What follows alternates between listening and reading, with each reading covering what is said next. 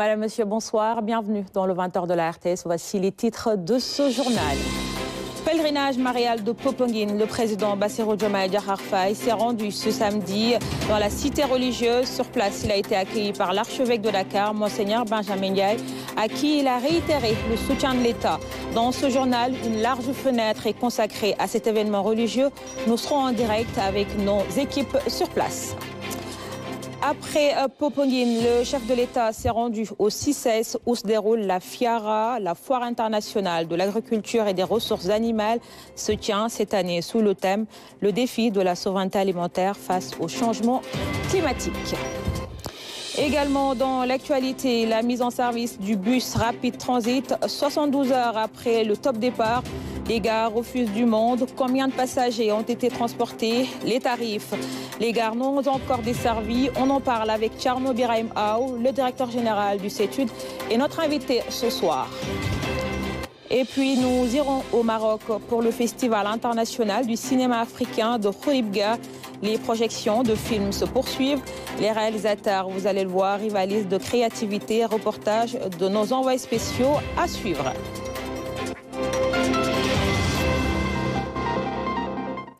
Le président de la République, accompagné d'une de ses épouses, la première dame Absa Faye, a rendu ce samedi une visite de courtoisie à l'archevêque de Dakar à Popenguine, dans la cité religieuse.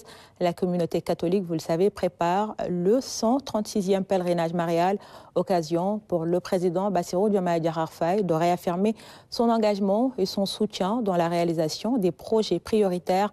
Il a par ailleurs sollicité des prières pour un Sénégal de paix, de cohésion et de prospérité. Aboubakry Kane. Le déplacement du président de la République à Popenguine est l'expression d'un engagement renouvelé à soutenir les valeurs spirituelles et culturelles qui fondent le Sénégal. Une démarche républicaine saluée par le chef de l'Église dans ce cadre somptueux du nouveau sanctuaire marial de Popenguine. Monsieur le Président de la République, recevez nos hommages déférents et reconnaissants. Nous voici donc sur les lieux qui offrent de nombreux avantages en termes d'espace, d'aération et de projection en vue du futur. Monsieur le Président de la République, nous vous remercions vivement pour votre déplacement sur les lieux qui témoigne de votre estime et de votre volonté de parachever l'œuvre entreprise par votre prédécesseur dans la continuité de l'État. Les pèlerins qui se rassembleront ici, ces jours-ci, à l'occasion de la 136e édition du pèlerinage à Notre-Dame de la Délivrance de Popenguine, ne manqueront pas de prier spécialement pour vous et pour la réussite de votre mission à la tête de l'État du Sénégal, sans oublier vos intentions particulières. Dans ce lieu spirituel plein de symboles, l'occasion a été saisie par le président Bassirou Diomaye Faye, accompagné de la première dame Absa Faye, de s'assurer que toutes les dispositions ont été prises pour que le 136e pèlerinage marial de Popenguine soit une réussite. Monseigneur, je viens ici en témoignage à la reconnaissance que j'ai pour la communauté catholique. Je viens ici à ma qualité aussi, et principalement de président de la République, soucieux des conditions dans lesquelles la forte communauté qui se déplace ici accomplit le rituel annuel du pèlerinage marial de Popenguine. Je viens aussi pour constater et apprendre avec vous tout ce qui doit être fait et tout ce qui reste à faire, et qu'ensemble nous puissions identifier les priorités du moment. Placé sous le thème « Marchons ensemble pour un Sénégal de justice et de paix », le pèlerinage marial vient clôturer, à travers la Pentecôte, un cycle de grande spiritualité appelé le Carême, les fêtes de Pâques et de l'Ascension. Une période de forte spiritualité, mais une période aussi qui consacre au Sénégal un événement central où des milliers de fidèles viennent communier, où des milliers de fidèles viennent partager des moments de ferveur spirituelle et de solidarité qui sont essentiels pour le devenir de notre nation. Le sanctuaire, construit sur une superficie de 20 800 mètres carrés, offre pas moins de 30 500 places assises.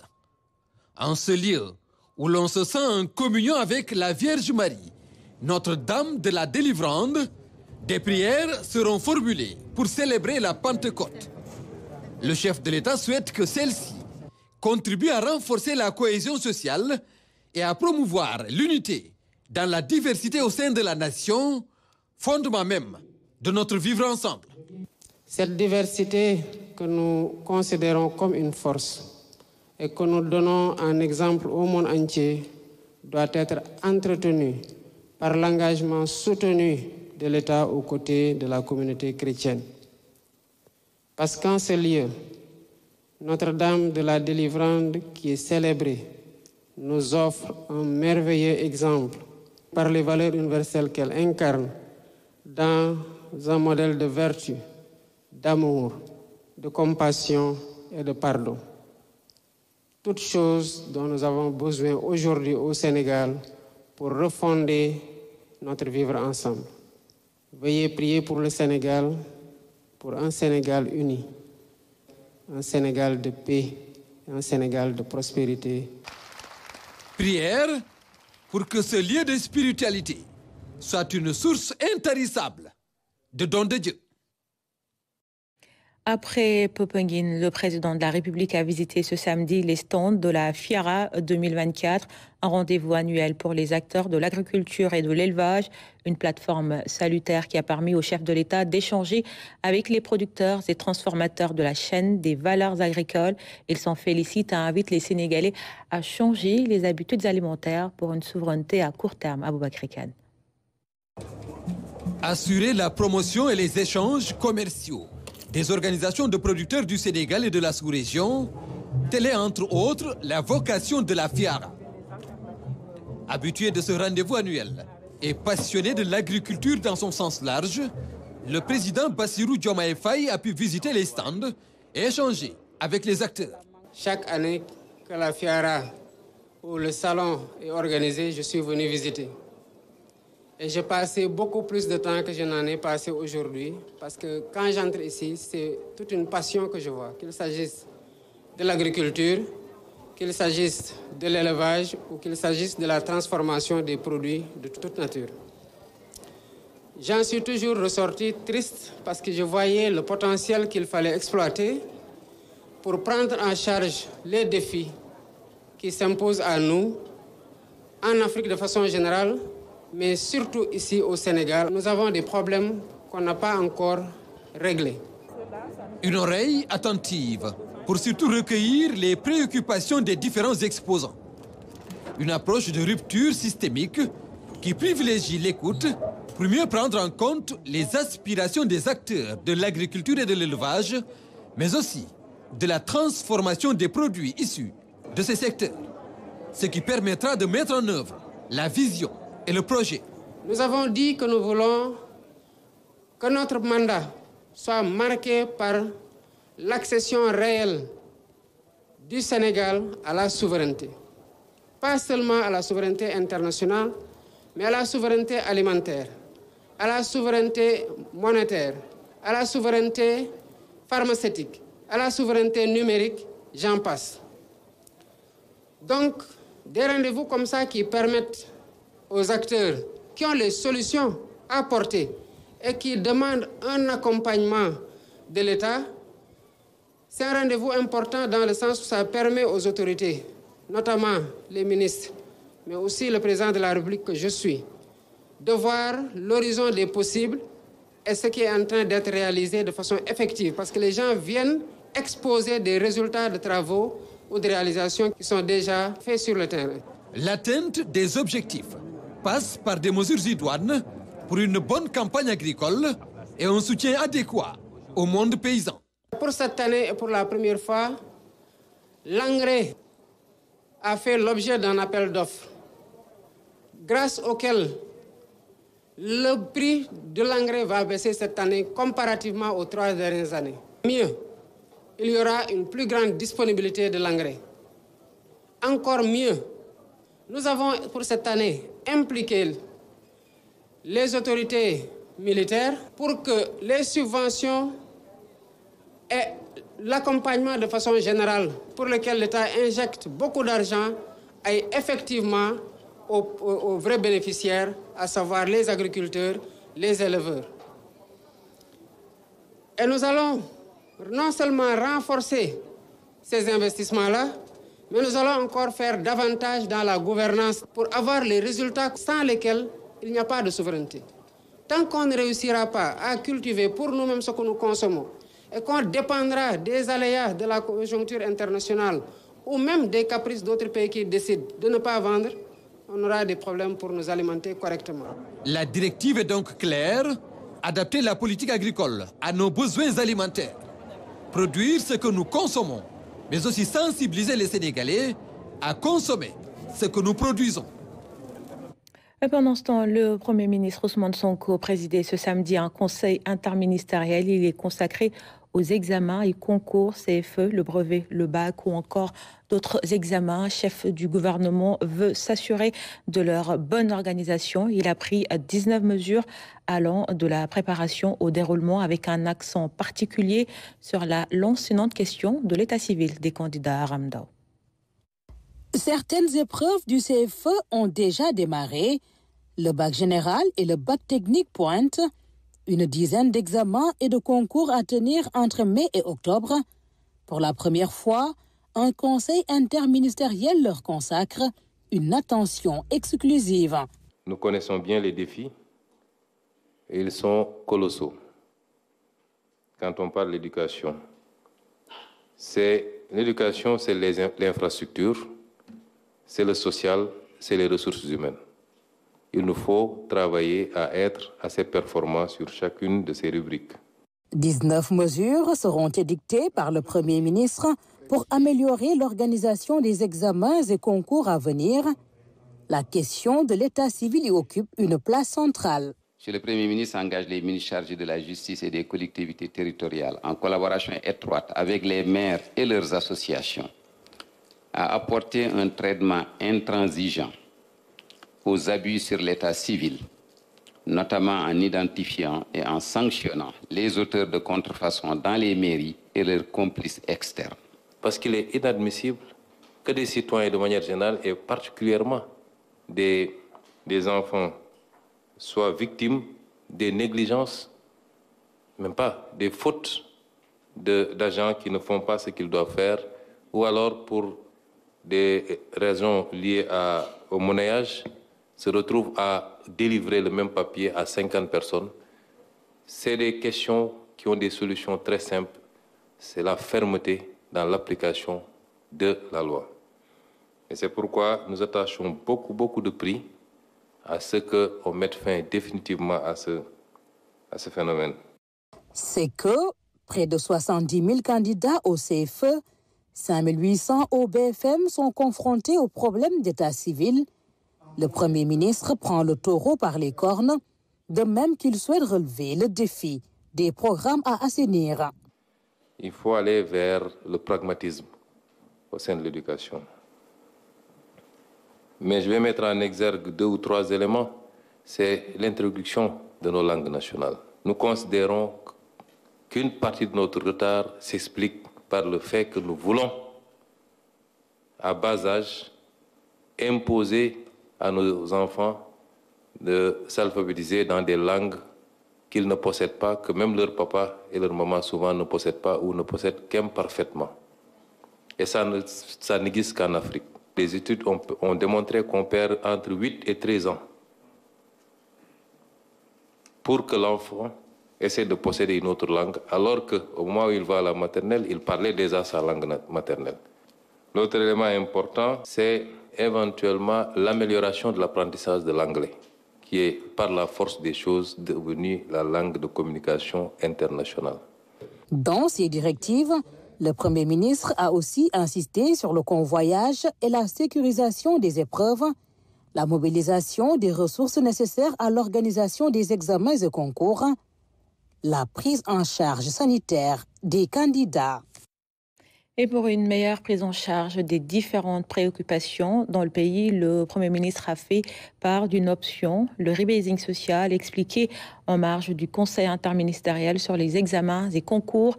Il permettra de revoir ou de réaménager certains modèles financiers. Nous écoutons à ce propos le Premier ministre Ousmane Sonko. Souvent, on parle de rebasing budgétaire qui consiste à revoir ou à réaménager les bases sur lesquelles un budget est assis, est construit et établi. Mais ce qui m'importe le plus aujourd'hui, moi, c'est de procéder à un rebasing social. On ne peut pas aller vers les ruptures structurelles souhaitées si on reconduit systématiquement les mêmes modèles. Ce qui est sûr, c'est que le système de rémunération dans la fonction publique, je ne spécifie pas pour les enseignants, ce système a été déstructuré depuis les années 2000, avec une gestion démagogique consistant à une approche sectorielle d'ajouter ou d'augmenter à tel et d'attendre que les autres crient au scandale pour négocier et prendre des engagements. On ne gère pas comme ça une masse budgétaire, une masse salariale. Il y a des équilibres liés à des hiérarchies, liés à des grades, liés à des fonctions qu'il faut respecter. Une fois que vous les désagrégez, vous créez une situation qu'on est en train de vivre aujourd'hui et qui nous rattrape. Il faut qu'on ait le courage aujourd'hui de revenir à une discussion sincère et sérieuse sur la question pour assainir et stabiliser définitivement cette problématique. Quelqu'un a soulevé la question de la grève au niveau des collectivités locales.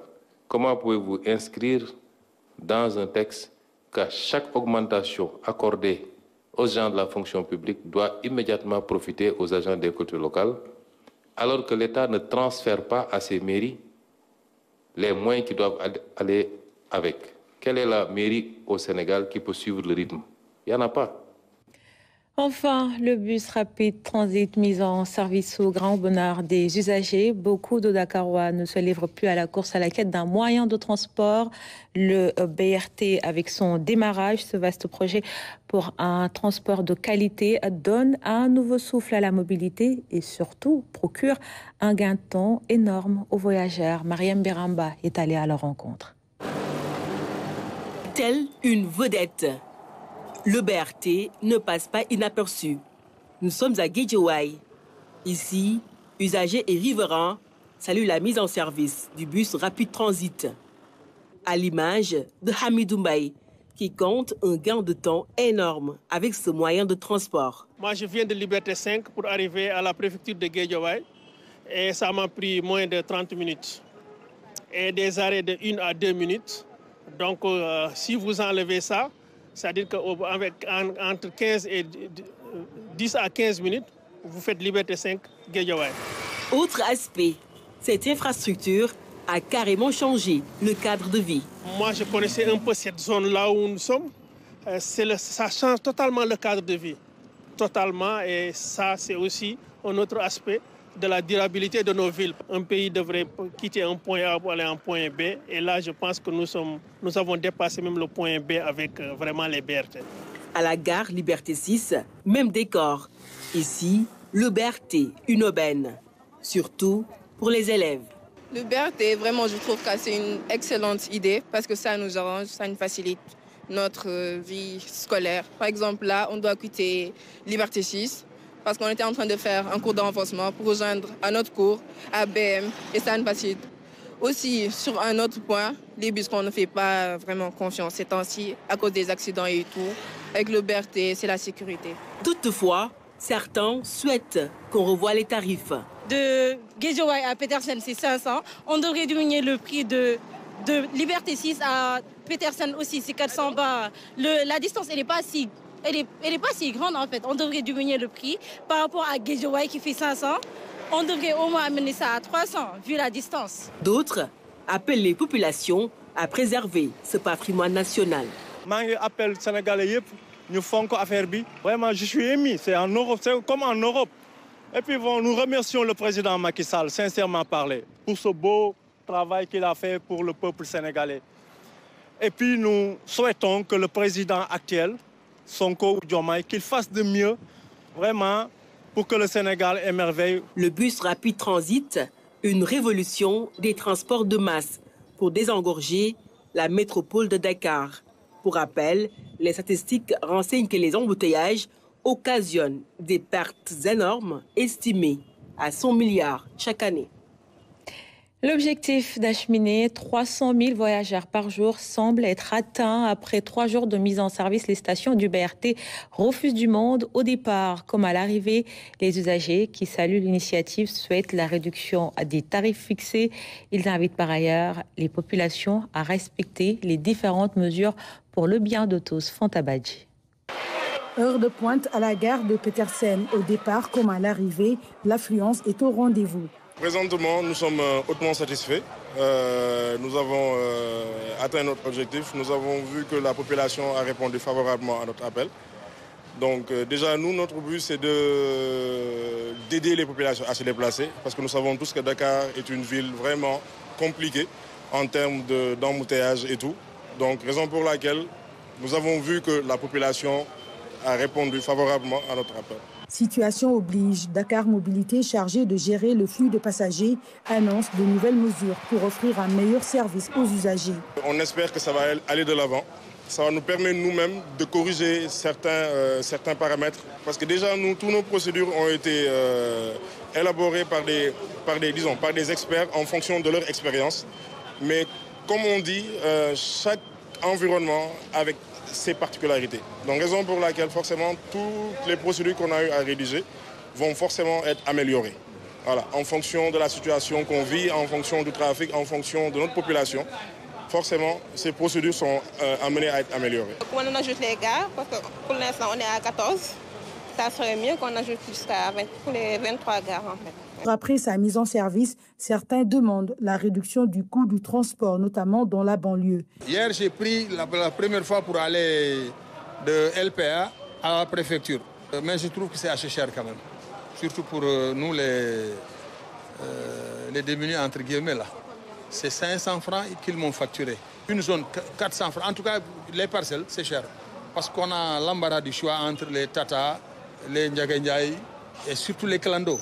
Les clando, même si tu es très coopératif, tu peux payer 100 francs à 150 francs. 400 francs, c'est presque le triple. La manière de prendre les billets, il y a un tohu-bohu quand même, aussi bien au départ qu'à l'arrivée. À l'intérieur, vraiment, c'est bon. C'est un microclimat. À part que aussi, il ne faut pas qu'il surcharge trop, parce que ça crée une insécurité intérieure. Je pense que nous sommes dans le juste milieu. Quand on allie un bus déjà qui a la climatisation, le confort et tout, nous avons jugé, juste que le prix est adéquat, en tout cas pour le moment. Je pense que c'est à la portée d'une partie, pour ne pas dire de tout le monde, en tout cas. Mais les gens ont répondu favorablement. Vous n'avez pas vu l'affluence, donc là, je me dis que c'est bon pour le moment. Le bus rapide transit fait l'unanimité sur son opportunité. Cependant, il faudra une certaine rigueur pour son exploitation efficiente.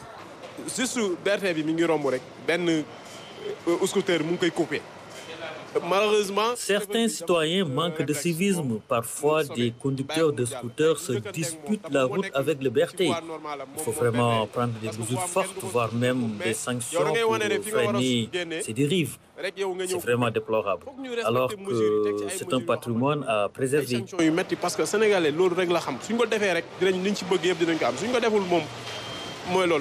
Et pourtant, bien avant sa mise en service, beaucoup de tests ont été effectués.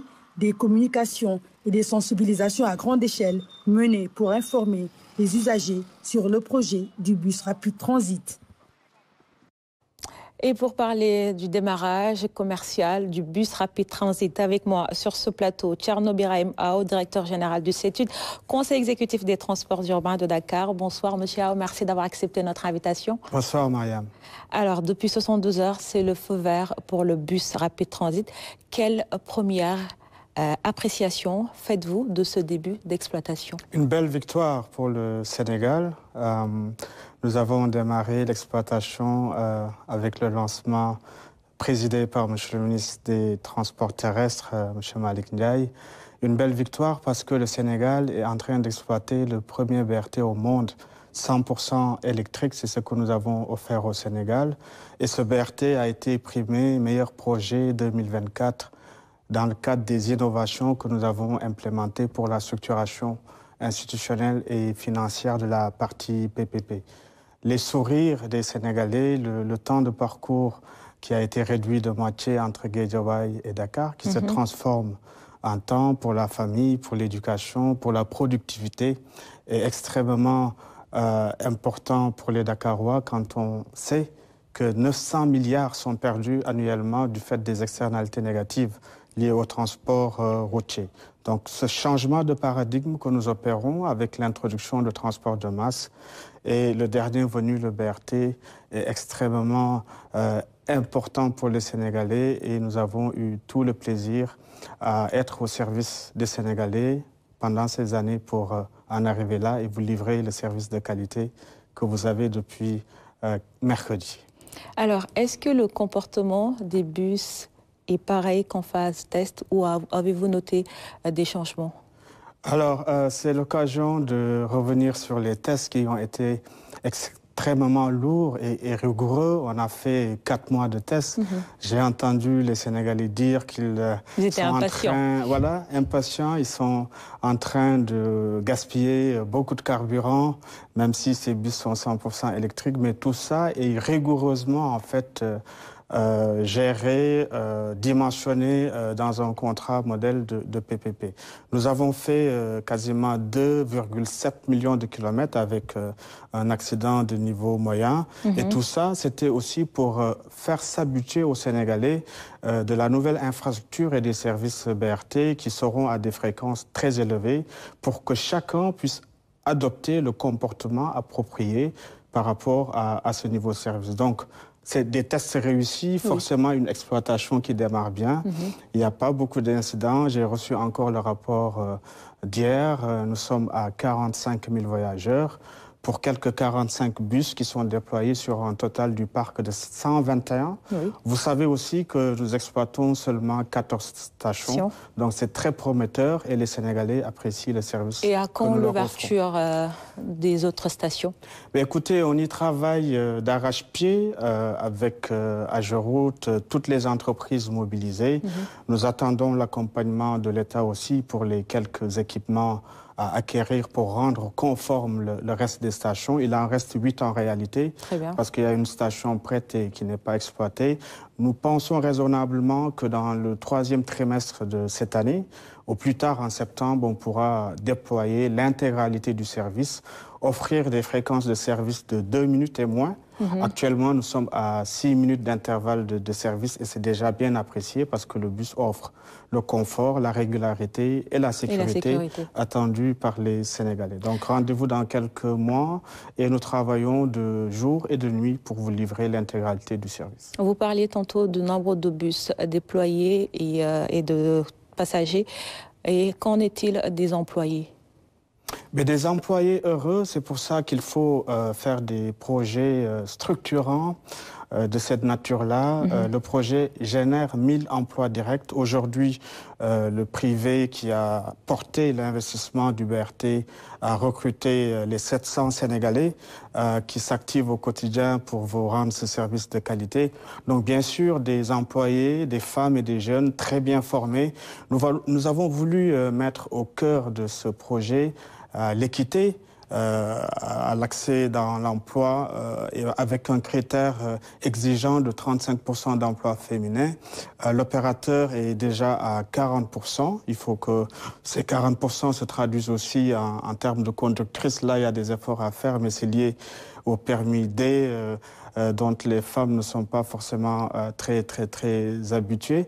Mais nous faisons des efforts en formant pour avoir cette filière-là dédiée de femmes. Donc des jeunes et des femmes très heureux d'une entreprise moderne qui va viser la qualité dans les standards internationaux. Aujourd'hui, il y a 700 Sénégalais qui s'activent et qui travaillent au niveau de Dakar Mobilité. Il reste 300 recrutements à faire d'ici la rentrée en service intégrale du BRT tel que convenu dans la convention de concession.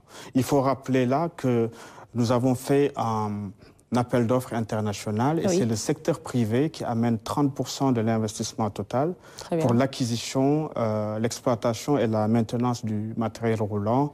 Et nous avons un contenu local très fort. Ça fait partie des innovations dans ce projet.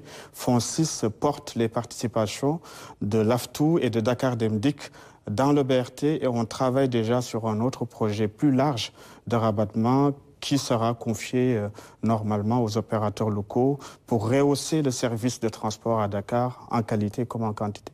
Alors, on l'a vu, à l'unanimité, presque tout le monde apprécie, salue cette initiative.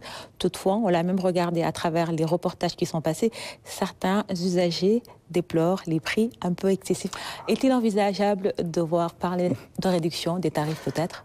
C'est relatif à le prix, Il faut juste comparer le service que nous avions entre Dakar et Guédiawaye. D'autres diront le confort et la sécurité ont un prix. Ça a un prix et je pense que ce prix a été très raisonnable. En comparant ce que nous avions comme temps de parcours entre Guédiawaye et Dakar, la congestion, la pollution, les désagréments globalement liés au transport, plus des temps de parcours simplement, entre 1h30 et 2h. Quand vous gagnez 2h30 la journée parce que nous faisons 45 minutes entre Guédiawaye et Dakar, c'est du temps aussi qu'il faut savoir valoriser monétairement parce que c'est du temps que nous pouvons consacrer à l'éducation, à faire d'autres activités ou simplement à respirer pour notre santé. Donc tout est relatif. On est à 500 francs entre Guédiawaye et Petersen, 400 francs quand nous prenons 2 zones. Je rappelle que sur ce même trajet, il y a des modes clandestins, voire illégaux, qui font ce même trajet à 1000 francs, 2000 francs. Je pense que pour rassurer les Sénégalais, il faut leur dire 2 choses. Les études avaient montré que les Dakarois étaient prêts pour le temps gagné, le confort, les bus climatisés, surtout la régularité qu'on leur offre, de payer jusqu'à 600 francs. Nous sommes à 400 et 500 francs toute zone. Mais mieux encore, pour les rassurer, l'abonnement tournerait autour de 22 000 francs CFA. Le mois. Le mois pour utiliser le BRT sans limite, tous les jours et sans limitation, donc sur les trajets. Ça, c'est le bon indicateur. Donc là, nous démarrons. Les formules d'abonnement seront connues, mais quand vous avez à 22 000 francs l'abonnement mensuel pour accéder au service le long de la journée et tous les jours du mois, je pense que ça va vraiment impacter à la fois l'économie, mais chacun individuellement va s'y retrouver dans son budget temps, mais dans son budget ménage par rapport aux services de qualité. Et ça a un coût.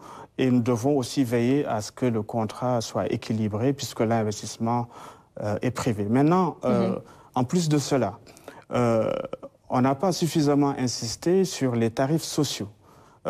Certains Sénégalais dakarois éligibles à travers le RNU, le registre national unique géré par la délégation de la protection civile, suivant un certain nombre de critères définis, auront accès aux tarifs sociaux. Et donc pour ces catégories-là, elles auront accès aux services BRT avec une réduction de 50%. Ça veut dire, au lieu de payer 400 ou 500, ce sera 200 et 250. Et là, franchement, on ne peut pas battre le BRT. Et pour 22 000 francs, ce sera 11 000 francs quasiment tout le mois, sans limitation sur les services publics de BRT. Et quand est-ce qu'on pourra s'abonner pour le mois ? L'opérateur est en train de déployer sa communication. Sur RTRS, d'ailleurs, ça passe tous les jours. Donc, il aura l'occasion dans quelques jours d'être très précis avec ses clients et de revenir sur les aspects commerciaux. Alors, on voit les usagers faire la queue. Ils sont accompagnés par les forces de l'ordre. Ça sera comme ça tout le temps ? Je ne voudrais pas. Ça m'offre l'occasion de dire qu'il faut que chaque Sénégalais soit garant de sa propre sécurité. Là où nous voulons aller sur notre trajectoire de développement, et nous sommes pionniers parmi les pays africains avec l'introduction des transports de masse dans les standards internationaux, ça appelle à ce qu'on adopte des comportements, de nouveaux comportements, des comportements vertueux qui sont adaptés à ces nouveaux services de transport. Donc ce qu'il faudrait, c'est que chaque Sénégalais fasse sa propre réforme, fasse une nouvelle version de soi-même. C'est ce que je préfère, mais ensuite, nous allons continuer à faire de l'information, de l'éducation, de la communication. Il n'y en aura jamais assez. Et ce dispositif-là sera renforcé. Vous le savez déjà, il y a un commissaire spécifiquement dédié au BRT qui a été nommé, qui est sur le terrain. Il y a 130 jeunes aussi qui seront là pour accompagner les usagers, aider à réguler les carrefours. Mais le plus important, c'est que chacun se fasse le serment d'avoir de bons comportements simplement parce que nous avons un destin commun et la contribution de chacun permet d'avoir les objectifs de développement que nous souhaitons atteindre. Après le BRT, avez-vous d'autres projets ? Beaucoup de projets. Lesquels ? Beaucoup de projets parce que l'objectif, c'est de tenir compte du développement fulgurant de Dakar. D'abord, un tout petit peu d'histoire. Nous étions 400 000 habitants en 1970. Actuellement, près de 4 millions. Cette population va doubler. Dans le même temps, la motorisation des ménages va doubler et des chiffres effarants, mais même qui font peur. Aujourd'hui, nous avons 30 véhicules pour 1000 personnes. Dans les standards des pays développés, c'est 500 véhicules pour 1000 et le réseau est déjà saturé du fait même de la configuration de Dakar et de la capacité très réduite du réseau routier. Donc nous n'avons pas d'option. Il faut nécessairement changer de paradigme et c'est ce que porte le CETUD avec une trajectoire de développement qui met en priorité la mobilité collective et active. Et c'est dans ce cadre-là que nous avons établi un plan de mobilité urbaine durable qui va aller jusqu'à 2035-2040, qui porte l'ambition de Dakar avec des transports de masse, beaucoup plus de place pour les piétons, pour le vélo, la mobilité douce. Et nous donnons corps à cette ambition dès la fin du mois de mai avec un atelier qui sera lancé par le ministre chargé des transports terrestres sur un projet de restructuration globale du réseau de transport en commun à Dakar. Nous allons, avec ce projet prévu pour décembre 2026 en livraison avec les JOJ, donner encore 400 bus propres à gaz, travailler comme nous l'avons fait sur le BRT, sur l'assainissement, l'aménagement paysager, l'éclairage public.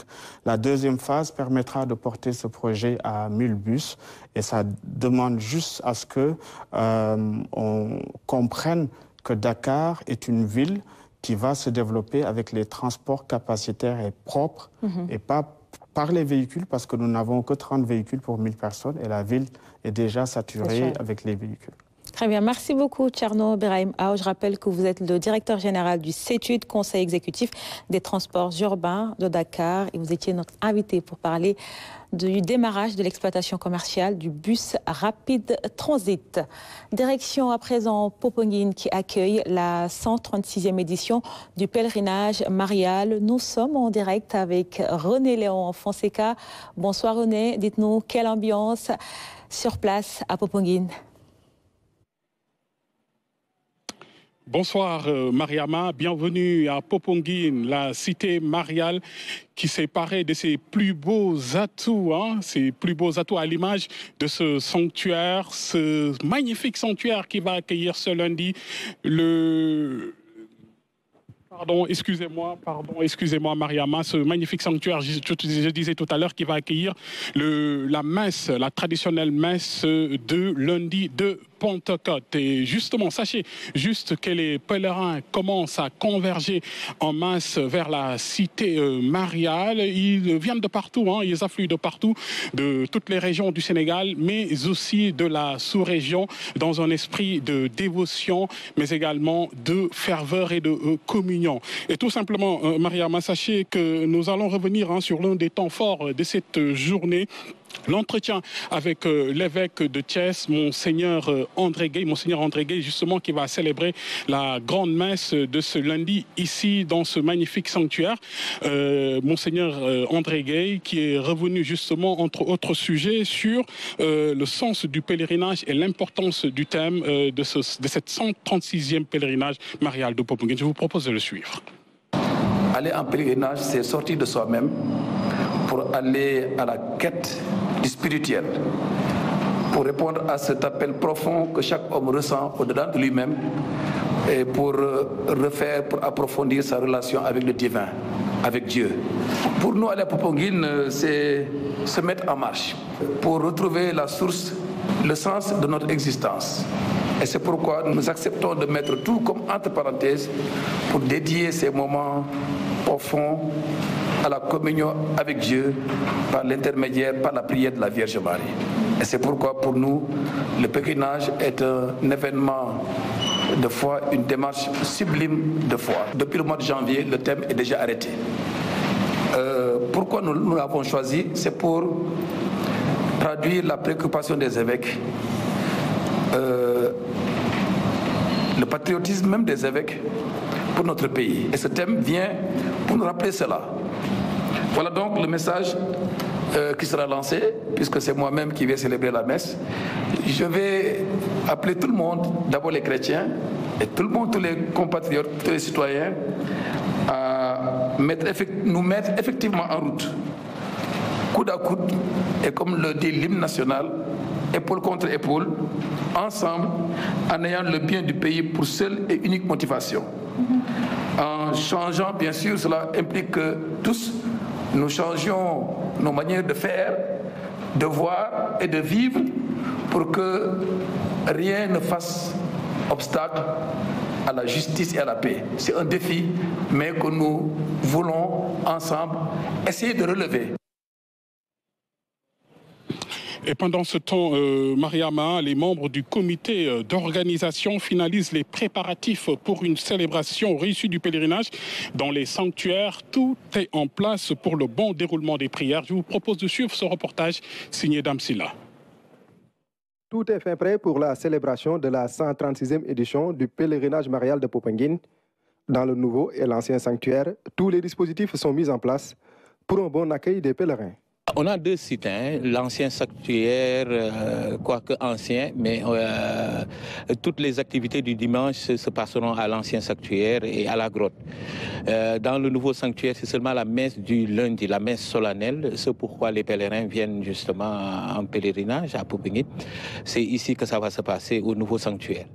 Cette année, des innovations sont opérées au niveau du nouveau sanctuaire. En plus des 25 000 places disponibles, des tentes et bâches sont aussi installées aux abords dans le but de mettre les pèlerins dans d'excellentes conditions pour la messe du lundi. Les travaux sont presque finis. Il y avait des tentes à rajouter parce qu'on ne sait pas combien de personnes on va recevoir. L'espace que nous occupons fait presque 25 000 pèlerins. Mais comme d'habitude, il faut prévenir aussi pour que les pèlerins puissent être à l'aise, ne serait-ce que ceux qui ne trouvent pas leur place au niveau du sanctuaire, qu'on puisse dresser des tentes pour que chacun puisse être à l'ombre. Ce travail-là est satisfaisant, et comme on ne peut pas prévoir le nombre qui va venir, donc voilà, il y aura certainement d'autres personnes qui seront debout et qui seront sous le soleil. Cette année, le pèlerinage sera célébré autour du thème « Avec Marie, notre mère, marchons ensemble pour un Sénégal de justice et de paix », un thème qui sera largement débattu dans les différentes rencontres ecclésiales. Le thème dit « Avec Marie, marchons ensemble ». Elle qui a vécu d'énormes choses, des choses terribles, elle était dans le silence, vivant tout intérieurement. Et elle n'a maudit personne, elle n'a insulté personne, mais intériorisé tout ce qu'elle vivait et elle priait. Et c'est ce que nous voulons quand même vivre avec notre mère, qu'elle nous apprenne à marcher ensemble. Et dans marcher ensemble, il y a vivre ensemble. Et comme on est non seulement de confessions différentes, mais d'ethnies différentes. Donc chacun son rythme. Et on va prendre le rythme de qui pour marcher ensemble? C'est là où nos évêques, il me semble, se sont inspirés pour dire, mais marchons avec celle qui a su garder tout en silence. Donc c'est elle qui nous apprend à marcher ensemble et à vivre ensemble. La 136e édition du pèlerinage marial de Popenguine a démarré et se poursuit jusqu'au lundi prochain. 72 heures de prière, de recueillement et de communion des fidèles catholiques à la gloire de la Sainte Marie. Et pour parler justement de l'organisation et des mesures prises, nous recevons sur ce plateau Abbé Sébastien Mamoudou Diouf, c'est le président du comité d'organisation du pèlerinage, mais également le directeur de la centrale des œuvres de Dakar. Bonsoir Abbé. Bonsoir, monsieur Fonseca. Dites-nous, Abbé, quelles sont les principales innovations que vous avez introduites cette année pour la 136e édition du pèlerinage marial? Alors, la première innovation, c'est d'abord le changement des cœurs, parce que la Pentecôte, c'est la réception de l'Esprit Saint. Alors, je considère que le pèlerin qui vient ici à Popenguine ne vient pas les mains vides, il vient avec des préoccupations, avec des joies, avec des peines, avec des aspirations, et je pense que cela doit renouveler sa vie. Et c'est pourquoi nous disons qu'à Dieu d'envoyer son Esprit Saint pour renouveler la face de la terre. Au-delà de tout cela, il y a beaucoup de dispositions qui sont prises cette année pour permettre aux pèlerins de vivre cette édition vraiment avec un cœur joyeux et surtout de mieux circuler dans le périmètre du sanctuaire. Les dispositions ne sont pas nouvelles, à part des parkings qu'on a supprimés, des parkings qu'on a mis en bas du sanctuaire pour permettre à tous ceux qui vont venir de pouvoir se garer et de faire leur dévotion mariale comme il se faut. Alors les célébrations sont presque les mêmes à l'attente de la rencontre, les chapelets, la messe des marcheurs, la messe de la Pentecôte, et cela contribue à raffermir la foi des fidèles. Alors tout cela est une source de motivation et d'action de grâce à Dieu qui nous a convoqués ici auprès de la Vierge Marie. Inviter aussi les fidèles qui vont venir à prendre le badge, à acheter le badge pour que nous puissions vraiment contribuer à mieux réaliser ce projet que l'État a mis à notre disposition. Mais Abbé, est-ce qu'on peut dire que ces nouvelles dispositions, ces nouvelles mesures, ces innovations vont considérablement améliorer l'expérience du pèlerin? Chaque année, nous faisons des efforts pour améliorer justement le pèlerinage. Nous avons un comité d'organisation qui est à pied d'œuvre depuis plusieurs mois pour préparer vraiment cette Pentecôte. Alors, la messe du lundi sera célébrée ici. Beaucoup se plaignent du manque de macarons. Popenguine est un peu étroit et nous n'avons pas assez de parking pour que les gens se garent juste à côté de la Vierge Marie. Mais un petit bout de chemin, un petit effort permettra aussi d'associer ces souffrances aux souffrances du Christ et d'obtenir beaucoup de grâce. Et qu'en est-il de la quête cette année? Comment ça va se passer? Quelle est l'innovation majeure? Alors, pour la quête, elle demeure ordinaire. La quête ordinaire, il y aura des paniers ordinaires, mais il y a des gens qui viennent à Popenguine sans beaucoup d'argent liquide. Alors, pour leur permettre aussi de contribuer un peu avec la quête comme offrande, nous avons un opérateur de transfert d'argent qui nous permettra justement de pouvoir faire la quête électroniquement. Merci beaucoup. Merci Abbé Sébastien Mamoudou Diouf. Je rappelle que vous êtes le président du comité d'organisation du pèlerinage marial de Popenguine et également directeur de la centrale des œuvres de Dakar. Merci pour l'invitation. La générosité est une tradition à Popenguine à l'occasion du pèlerinage marial. Les familles locales, comme celle des Seines, offrent, vous allez le voir, repas et hospitalité aux pèlerins venus de loin. Un acte de bienveillance qui incarne les valeurs de l'Église catholique et renforce le sens de la communauté. C'est un reportage signé Youssouf Kaba. Elle a établi sa cuisine au domicile familial. Marie-Louise se donne à cœur joie à cette démarche de foi mariale, de générosité sans limite. Depuis 2000, j'accueille les pèlerins ici. Je n'attends rien d'eux. Je prépare, je leur donne à manger. Et puis, ce que j'attends d'eux, c'est seulement des prières. Des prières que j'attends sur les gens que je donne à manger ici. Ce sont des actions que je fais au nom de Jésus et de la Vierge Marie, comme on a dit que pèlerinage national, marial de Popenguine. Bon, on doit accueillir les gens avec bon cœur, sans attendre quoi que ce soit d'eux, seulement la prière. Ici, le pèlerin reçoit l'action de grâce avec le sourire, mais avec un grand cœur. Une tradition familiale perpétuée par la descendance. Ça me touche le cœur en les accueillant, en leur donnant à manger. Même des fois, je suis très contente en les voyant venir vers moi. Marie-Louise, donne-moi ceci, je leur donne ça. Par la grâce de Dieu, je les accueille avec des sourires, mais pas le visage fermé. Le pèlerinage marial de Popenguine, en moment de ferveur et de communion, se présente également comme un rendez-vous rare de profession de foi et de charité sur la voie tracée par Notre-Dame de la Délivrante. On le fait pour ma maman. Il y a des gens qui viennent de loin, qui n'ont rien amené pour manger. Ils viennent ici, ou elles viennent ici. On leur donne à manger, on leur sert à manger. Il y en a même qui se couchent ici. La générosité est une recommandation, un sacerdoce cher à l'Église catholique. Et qui parle de charité, parle bel et bien du cœur de notre vie de foi. Car le christianisme ne peut pas être défini sans la charité. C'est la charnière de notre foi. Et cela se fait de plusieurs manières. Le fait de vivre la charité avec l'autre, l'accueil, la fraternité, la compréhension, l'entraide mutuelle. Voilà. Tout ça contribue à faire rayonner notre foi. Ici à Popenguine, le partage est sacré. Il intervient à travers toutes les familles. Il participe à la générosité et à la célébration de ce pèlerinage marial. Et pour le programme de ce soir, Mariama, notez que vous aurez la veille de prière des scouts et guides à partir de 22h à l'ancien sanctuaire. Pour demain dimanche, la messe de Pentecôte est prévue à 10h à l'ancien sanctuaire également, suivie de la messe du comité d'organisation à 13h. Et voilà ce qu'on pouvait dire ce soir sur les temps forts de cette journée ici à Popenguine. Mariama Dramé. Merci beaucoup René-Léon Fonseca et à toutes nos équipes déployées à Popenguine. La RTS, vous le savez, a déployé d'importants moyens techniques et humains pour vous faire vivre cet événement religieux. L'actualité, c'est aussi la journée de la Chambre de commerce, d'industrie et d'agriculture de Dakar. Célébrée, c'est en marge de la 20e édition de la FIARA, la Foire internationale des ressources animales, qui se tient du 4 au 26 mai au 6-16. C'est un rendez-vous d'affaires.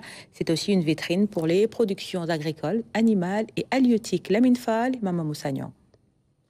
Entre la Chambre de commerce et la Foire internationale de l'agriculture et des ressources animales FIARA, le lien est ancien. La collaboration remonte en 1999, date à laquelle s'est tenue la première édition de la FIARA.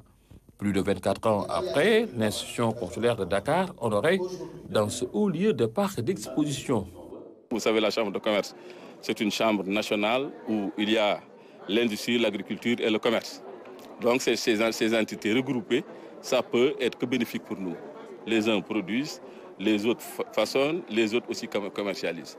Pour ce rendez-vous commercial international, les autorités de la Chambre ont porté leur choix sur la République de la Pologne comme invité d'honneur de cette journée consulaire. Un choix loin d'être fortuit, vu son potentiel agricole. La Pologne est aussi un grand producteur agricole, comme l'est le Sénégal. C'est pour ça, justement, ma visite à cet événement, à cette foire aujourd'hui, a pour but, justement, de prendre contact, de prendre un peu le pouls aussi de la réalité de l'agriculture sénégalaise, afin de pouvoir trouver de nouvelles opportunités dans tous les domaines. Et si vous voyez ça, c'est que nous travaillons aussi dans cette diplomatie économique. Ça, depuis un certain temps, on travaille avec les chancelleries pour essayer quand même de créer des conditions de travail entre les opérateurs économiques d'ici et d'ailleurs. Sur place, la délégation a effectué une visite de stand qui a permis de constater le dynamisme des artisans et des entrepreneurs sénégalais. On fait dans la production halieutique et également dans la production forestière. Ce qui fait que nous, pour tous ces différents domaines d'activité, nous mettons en place des technologies qui permettent d'améliorer la production au niveau des paysans ou en tout cas de nos autres cibles. Différentes entreprises locales comme étrangères rivalisent de savoir-faire et d'expertise. Les participants présentent une gamme complète de produits, une diversité de stands et d'expositions, témoins de l'attractivité de la Fiera. Ce qui reste maintenant à faire, c'est de les écouter en tant que chef d'entreprise. Parce que le problème se situe au niveau de l'autorisation FRA, les codes barres et la présentation. Une présentation scientifique sur la thématique du commerce transfrontalier comme levier de développement économique s'est faite en marge de cette journée. La journée de la Chambre de commerce, un temps fort dans la Fiera, reste maintenant aux producteurs et transformateurs d'interagir, de discuter et de se réseauter pour en tirer meilleur profit. Direction le Maroc pour le FICAC 2024. Les projections de films se poursuivent au festival de Khouribga. Longs métrages, des courts métrages se succèdent, des thèmes d'actualité aussi différents que variés sont abordés et les réalisateurs, vous allez le voir, rivalisent de créativité dans leur production au grand bonheur du public. Envoyés spéciaux, Massir Faye et Ndeye Koumbandiaï. Les projections se poursuivent, le public toujours présent. À la sortie de la salle, les réactions s'enchaînent. Les spectateurs partagent leurs émotions. Elle a presque passé tout le film en train de parler juste au téléphone aux autres personnages. Je pense que c'était pas du tout facile. Un travail difficile à faire, un travail d'acteur, de psychologie, de personnalité, de présence surtout. On voit des expressions de visage, de grimaces. On sent la peur, on sent la tristesse, on sent aussi parfois la dépression. L'actrice, elle a fait un très grand effort, un très grand travail. Je félicite aussi le réalisateur pour ce choix. C'était vraiment difficile parce qu'il fallait les moments où on devait prendre des pauses pour que je puisse me récupérer et tout ça. Les émotions étaient trop et donc c'était pas du tout facile, mais on a poussé jusqu'au bout. Les réalisateurs assistent à la projection de leurs films. À travers leur production, ils envoient un signal fort. Lutte contre la corruption, la stigmatisation ainsi que d'autres fléaux qui gangrènent le monde actuel. Mon film parle d'une jeune albinos rejetée par sa famille et qui se demande qui elle est, qui se questionne sur son identité. Plus qu'un message, c'est un film qu'on a fait surtout pour questionner le spectateur, pour questionner les gens sur les questions des identités, des représentations et surtout aussi pour montrer que quelle que soit la différence, toute discrimination est quelque chose qui est ignoble. Donc c'est vraiment ce qu'on a voulu transmettre. We are actually living in a world right now which is diminishing because of corruption, and I think nobody is courageous enough to talk about it. Nous vivons dans un monde gangréné par la corruption. Il faut être très courageux pour en parler à travers un film. Nous pointons du doigt ce qui ne va pas dans notre société. C'est le moment de dénoncer pour le bien de l'Afrique. Il faut aussi noter que les femmes ont un rôle important à jouer dans la société. Il faut les laisser jouer leur partition.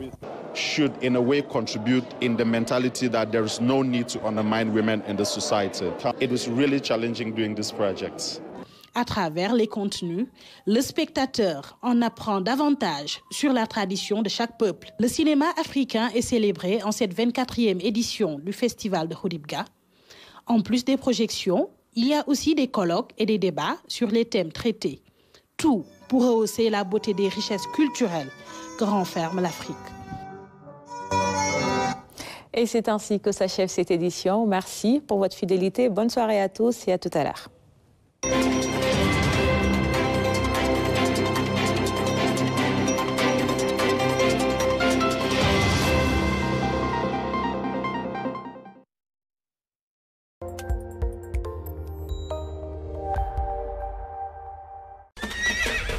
Welcome Call et Sénégalope organise les journées de la renaissance et de l'intégration africaine les 17, 18 et 19 mai au parc forestier de Mbao et à l'hippodrome Ndiaw Macodou Diop de Thiès.